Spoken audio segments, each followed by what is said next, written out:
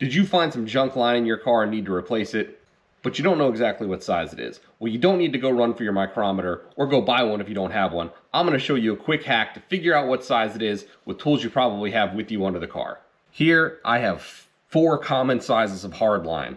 Now, when they're laid out sequentially like this, you might say those are pretty easy to tell apart. Under a car, in the dark, the line's rusty, might not be so easy. Here's how you can quickly check the size. All you got to do is grab a wrench. This is a 3/8 hose. 5/16, no go. 3/8, right over the top of it with very little slop. Likewise, this 5/16 hose, the 3/8, rattles around. 5/16, perfect fit. 1/4 inch, 3/16.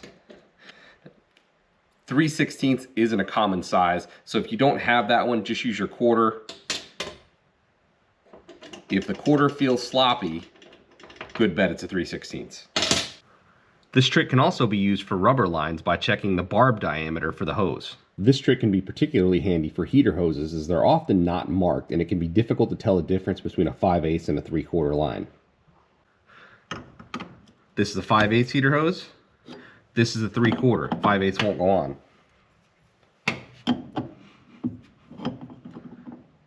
Please like and subscribe for more garage hacks.